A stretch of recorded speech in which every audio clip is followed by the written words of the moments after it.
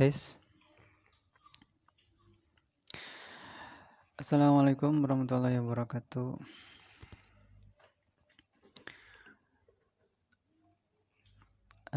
Kali ini kita mau belajar tentang hook di Crown Booster ya. Nah, hook di Crown Booster itu nggak ada di UI-nya ya. Jadi selain settingan dasar yang bisa kita gunakan yang ada di UI yang telah disediakan oleh Crown Booster, kita juga bisa lebih mengcustom lagi untuk aplikasi CRUD-nya atau fasilitas CRUD-nya itu di bagian controller ya. Jadi kalau kita lihat di sini di list modul kita punya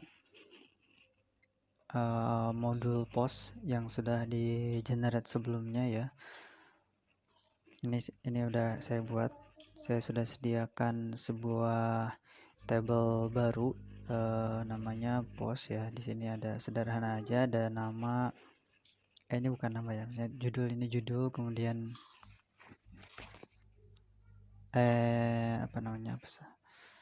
ini judul, kemudian body sama user yang login.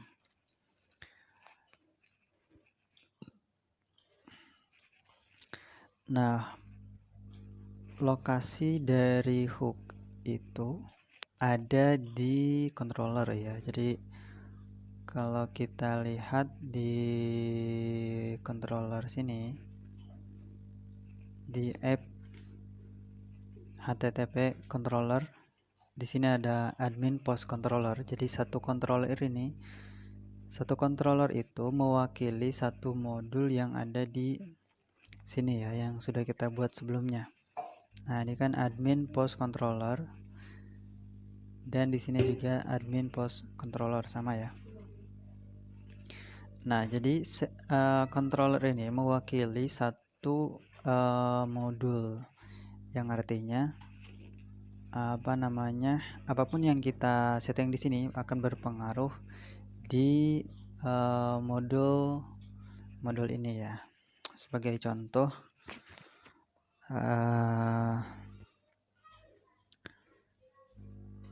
contohnya misalnya kita vardam deh ya. Nah, ini salah satu metode yang wajib itu cbinit. Coba kita vardam sesuatu di sini. dd test misalnya. Seperti ini ya.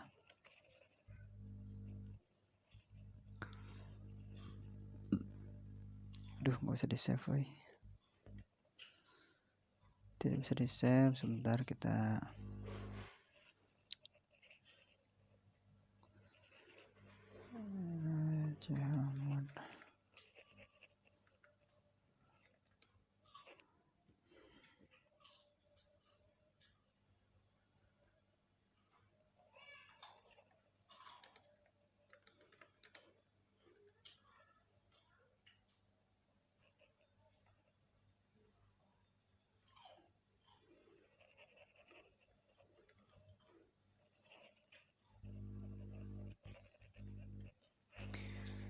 nah, kita coba. Nah, ini jadi ini udah bisa terbaca ya.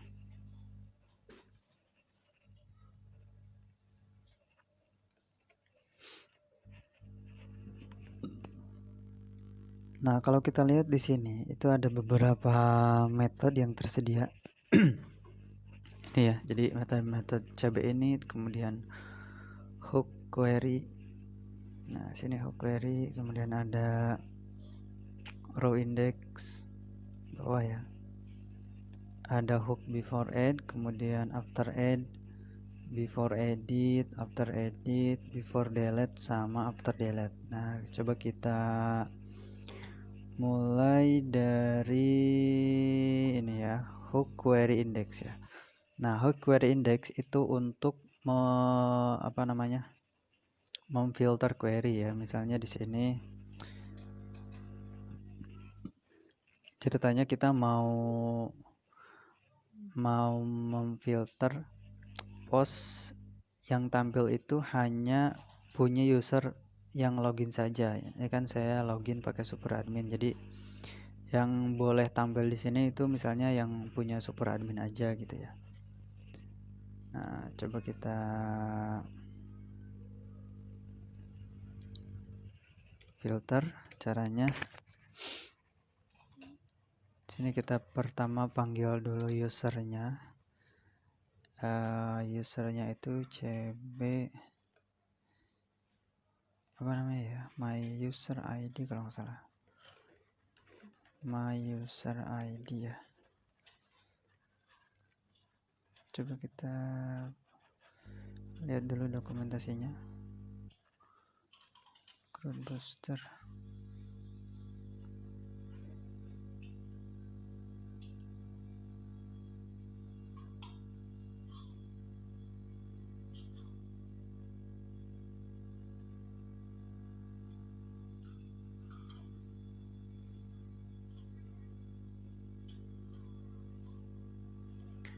Oh ini nah salah ya, crowd booster my id.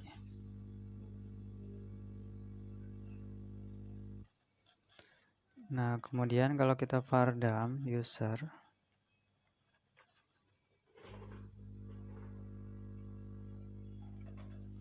nah ini user itu id itu adalah id user yang login. Jadi id si apa itu namanya, si super admin ya. Kalau kita lihat di list user, nah user super admin itu 1. Nah ini ya, nih 1 nih. Kalau yang bawah yang user itu dia 2 ID-nya. Nah coba kita filter itu. Caranya adalah query sama dengan query where cms users id ya.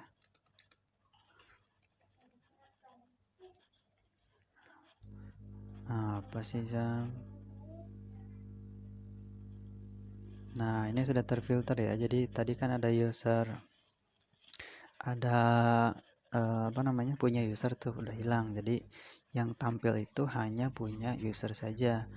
Nah sekarang kita coba login pakai akun user ya. User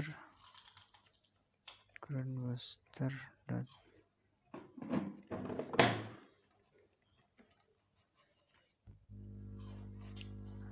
Nah sekarang kita lihat. Nah sekarang ini yang tampil itu hanya punya user saja. Nah oke. Itu fungsi dari hook query ya.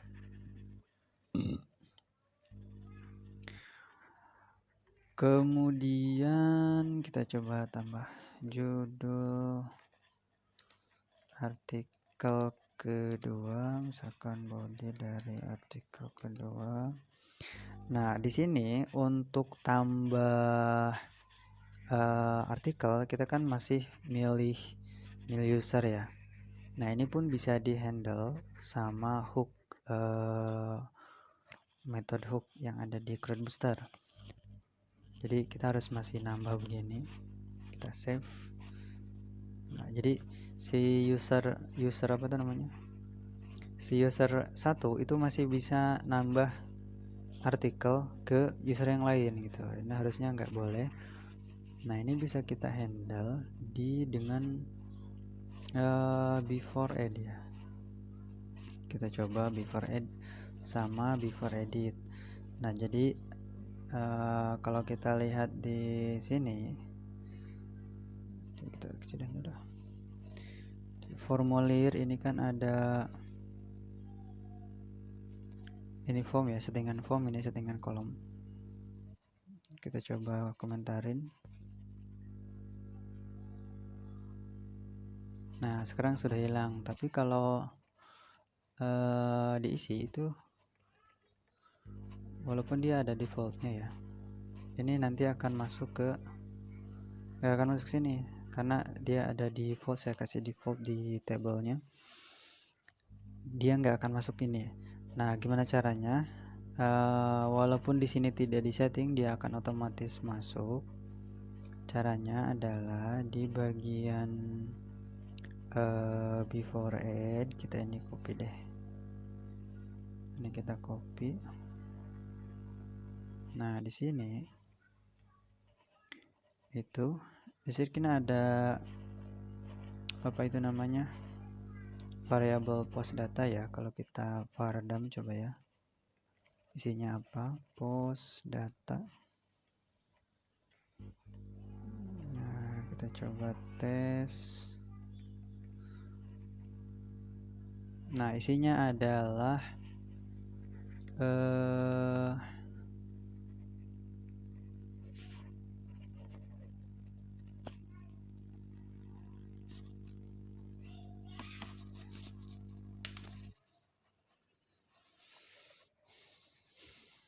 isinya adalah data yang kita kirim dari sini. Nah, coba kita isi dengan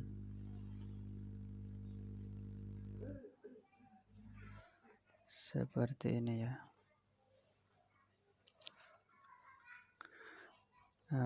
Post data CMS user ID sama dengan user, bisa nggak ya? Kalau tidak salah seperti itu. Save. Nah, sekarang sudah nambah ya. Ini udah ada. Jadi seperti itu. Ini baru bisa ditambah. Di yang editnya juga kita harus tambahkan sama seperti ini, di copy aja. Nah, kita tambah di before edit ya, before edit. Nah, seperti ini.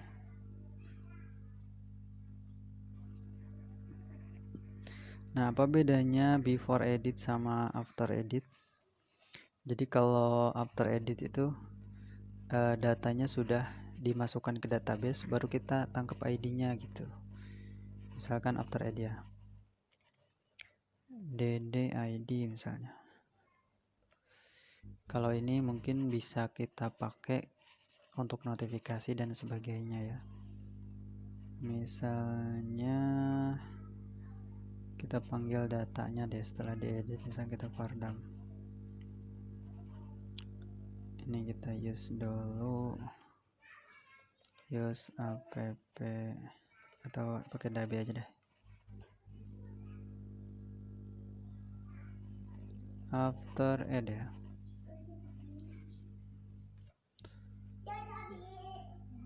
Ya. Nah, misalnya ini kita tambah, ya kan dapat ID 10. Nah, ID 10 ini itu sebetulnya sudah masuk ke database. Coba kita buktikan ya. Kita buktikan, lihat di database, di post. Nah, si data yang ID 10 ini udah masuk ke database. Jadi kalau yang after add, before add itu datanya belum masuk ke database. Kalau yang after add itu datanya sudah masuk ke database. Nah, contohnya misalnya di implementasinya ya. Misalkan post,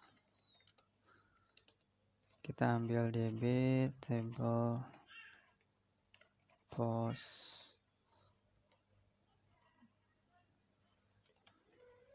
where id sama dengan id,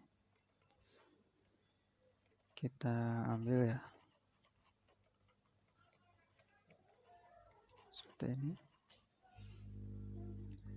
Kita lihat lagi. Nah, ini jadi misalkan ini kita kirim ke notifikasi dan sebagainya atau taruh di log. Nah, seperti itu. Oke. Before delete dan after delete juga kurang lebih sama ya. Nah, yang berikutnya adalah ini mungkin ya, ini hook row index itu buat apa? Coba kita balik lagi.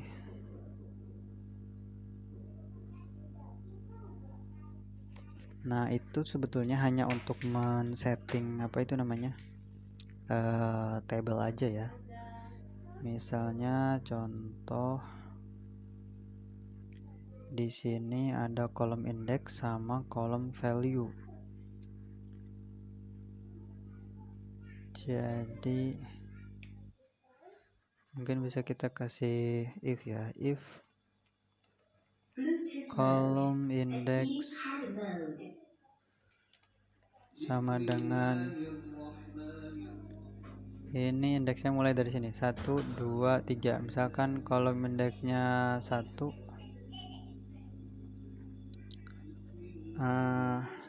misalnya,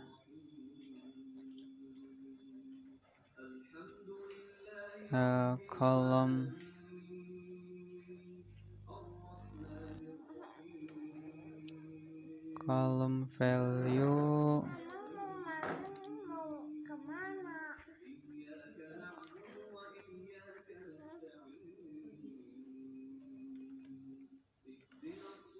kita kasih strong misalnya.